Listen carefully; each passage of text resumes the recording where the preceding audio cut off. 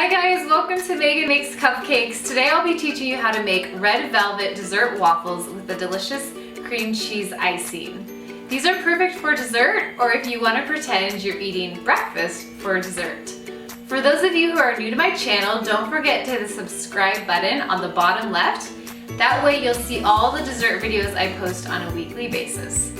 We are going to start out with our toppings so they're ready to go after our waffles are done. First, let's start off making our cream cheese glaze.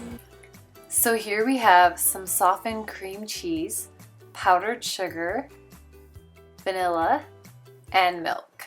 So we're just going to take our cream cheese and we are going to cream it in our mixer until nice and smooth. And then we're going to incorporate the powdered sugar. And then once those are combined, we're going to add the milk and the vanilla. And by now this should be thinning down quite a bit. If it's not as smooth as you'd like it to be, add a little bit more milk. We are going to set aside our glaze for now and get started chopping some fresh fruit. I'm using strawberries and blackberries, but you can use any kind of fresh fruit that you'd like. So I've washed our blackberries and strawberries, and now I'm just cutting them lengthwise, which will look really nice on top of our waffles.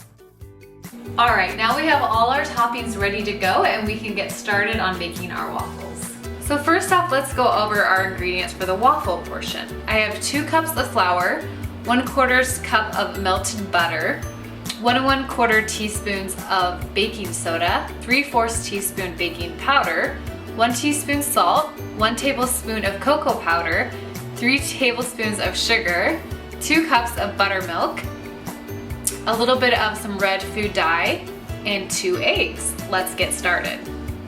Now we're just going to take our flour and pour it into our bowl. Then we're going to add all the rest of our dry ingredients, baking powder, baking soda, and salt. Just want to sprinkle those in. And then we're going to take our sugar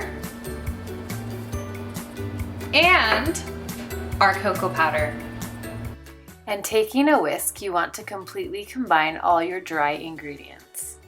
Then we're just going to set these aside and we're going to bring in a smaller bowl and you're going to add in your buttermilk, the melted butter, and 2 eggs. So I showed you this small bottle of red food dye from before, and I actually have a much bigger bottle here because I use this red food dye a lot, and this is actually easier to pour. 1, 2, 3, 4, 5, 6, 7, 8, 9, 10 drops. We'll start off there.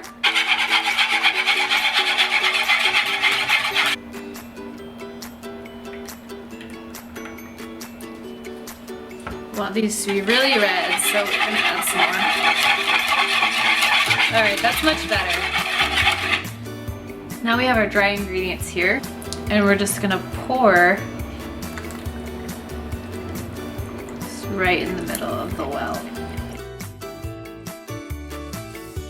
Alright, this is a really important part here, guys. You want to be really careful not to overmix your batter.